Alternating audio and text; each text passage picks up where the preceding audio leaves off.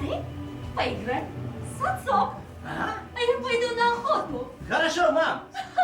Довольный ребенок – это для нас самое главное. И вообще говорят, что детей не обманешь. Они их обмануть, ну, имеется в виду, для них ставить спектакль – это тяжелее, чем для взрослых. Театр кукол. Попадая сюда, каждый ребенок оказывается чуть ближе к сказке, к миру фантазий и грез, в котором добро обязательно побеждает зло. Искусство погружать детей в атмосферу чуда – особенная профессия.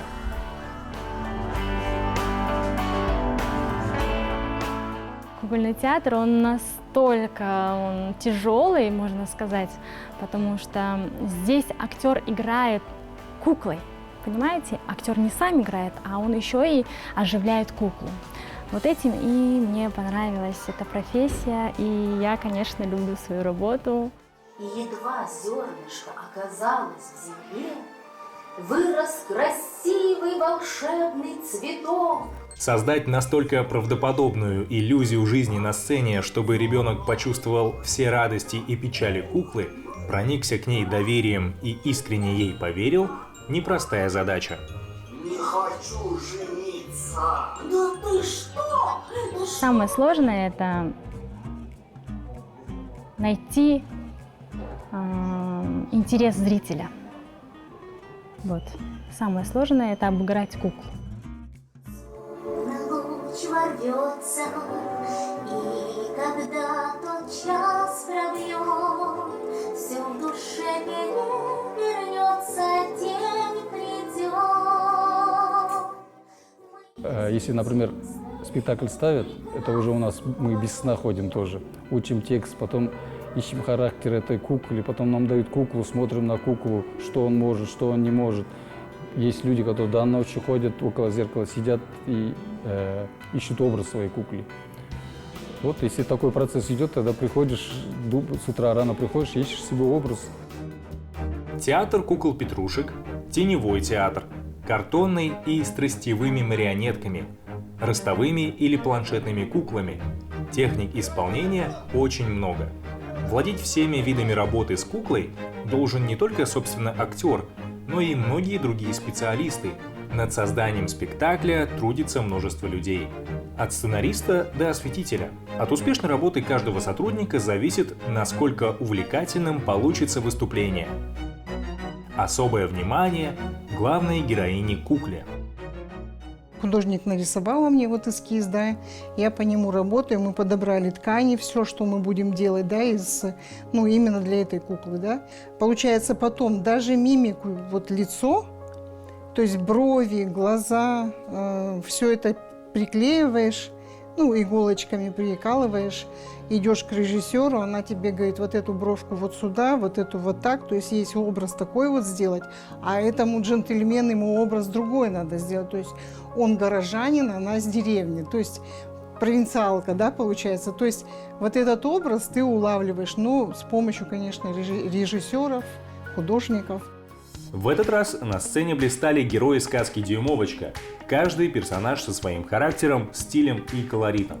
Ну вот, пришлось таким его изобразить богатым. Ну вот, такой кафтанчик у него. Все. Ну, конечно, на кукол чуть сложнее шить, потому что маленькие, да, поэтому на них сложнее немножко шить. Здесь все миниатюрненькое, все такое, это надо подогнать, надо примерить несколько раз. То есть, если на человека 2 примерки, допустим, да, если с рукавом, то здесь приходится несколько раз. То есть вот эту детальку, а так она лежит, как она будет вот тут. То есть, видите, это все должно шевелиться, должно все двигаться. Актер, чтобы, да, удобно ему было работать. То есть получается все вот это в движении, все проверяешь. Ну, конечно, сложнее на кукол сшить. В процессе создания куклы учитывается множество параметров. Важно продумать каждую деталь. Путь от идеи до реального воплощения куклы довольно долгий, потому что учесть нужно множество мельчайших аспектов. Кукла для спектакля может быть размером с ладонь, а может быть выше человеческого роста. Техника изготовления различных видов кукол кардинально отличается. Какие-то актер надевает на себя, их называют ростовые, Другие управляются с помощью тростей или с помощью лески. Есть планшетные, они умеют ходить, а есть перчаточные, они надеваются на руку и управляются пальцами. В специальном хранилище бережно складируются все куклы, участвующие в спектаклях. Их заботливо укрывают и укладывают, подвешивают, расставляют так, чтобы не повредить тонкую работу художников, не примять ни единой реснички. В одном спектакле может быть задействовано 5 кукол, в другом же их будет уже 25, и каждая требует умения и внимания. Ну вот это, например, кукла, сделана из поролона. Мы почему делаем более такие удобные материалы? Потому что есть гастроли, есть переездки. Это все должно быть очень удобно. И, например, если сделать это из дерева, она тяжелая. Есть места, где ее вот просто вот так держат. И если это будет тяжелая фанера, это, естественно, будет неудобно для актера. Мы в первую очередь смотрим на удобство актера. Особенность кукольного театра – одного персонажа может играть сразу несколько актеров. Они должны работать слаженно и дружно, чтобы кукла выглядела живой и двигалась так, как задумал режиссер. Если большие спектакли, там людей даже если не хватает, у нас и режиссер заходит, и все помогают. Надо, там руки не хватает, там руки не хватает. Есть куклы, которые 3 человека, 4 человека держат, получается. Один человек озвучивает, один руку, ногу, голову. Там может у него плащ может быть. Смотря художник как сфантазирует, какие куклы нам подадут, от этого зависит.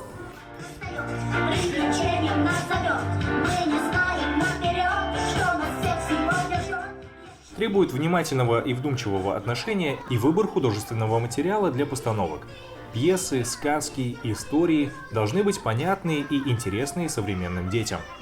Вообще дети не меняются, но меняется, не знаю, общество, все меняется, и приходится подстраиваться, как я только что сказал. Если бы они не менялись, мы могли бы этот же в лесу там куклы взяли, эти куклы показывают всю жизнь, и они бы это верили бы в это.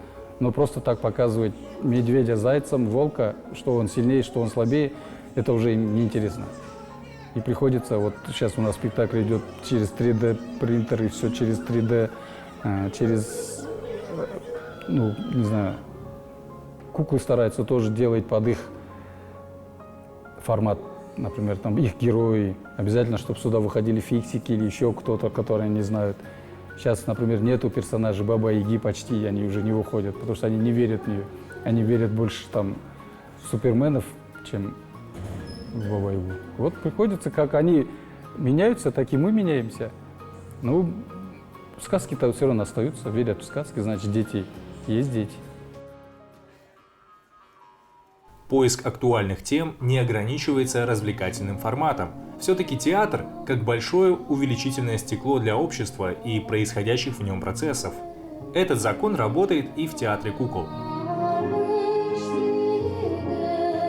Сейчас актуальная тема про планшеты, про интернет. Есть спектакли, что нельзя с утра до вечера сидеть в интернете, нужно выходить в лес, дышать свежим воздухом, что нужны деревья, что нужны животные, все взаимосвязано.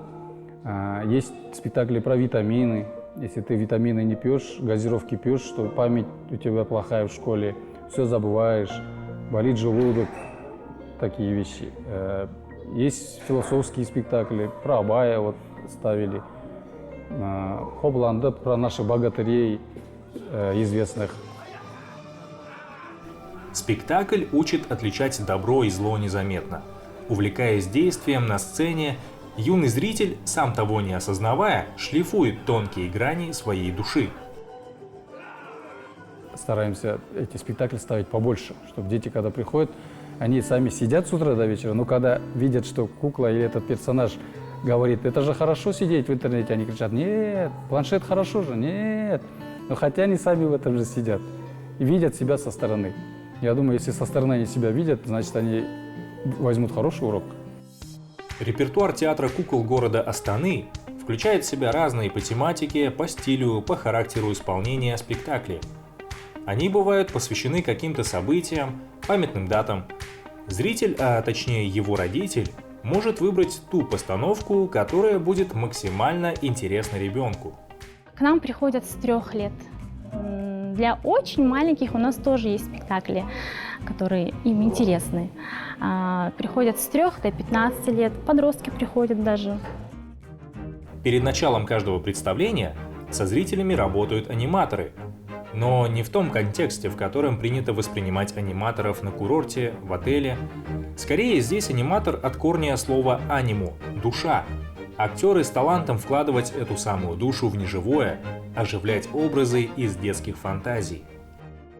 Для детей маленького возраста есть спектакли специальные, маленькие куколки, и их просто куклами оставлять тоже для детей скучно, и для этого у нас сейчас смешивают, актеры одевают тоже в персонаж, чтобы он общался и с детьми, и с куклами. Просто сейчас, из-за того, что работаем с детьми, нужно искать варианты. Просто так взять куклы и им 40 минут стоять с ним разговаривать, это тоже неинтересно, потому что ребенок 40 минут не выдерживает. История театра кукол началась тысячелетия назад. Еще в Египте во времена празднований женщины ходили из селения в селение с небольшими статуэтками. Эти куклы приводились в движение с помощью веревочек. Встречались подобные традиции и в Сирии, и в Латинской Америке. В Казахстане же издревле было развито музыкально-кукольное искусство – ортеке, с использованием деревянной фигурки горного козла таутеке, привязанная одной единственной нитью к музыканту-кукловоду. Это уникальный синтез нескольких видов художественного творчества, декоративно-прикладного мастерства, музыки, танца и искусства вождения марионеток. Ортеке – целая история, разворачивающаяся на глазах у публики. Межправительственный комитет ЮНЕСКО по охране нематериального культурного наследия на 17-й сессии включил ортеке в репрезентативный список нематериального культурного наследия человечества.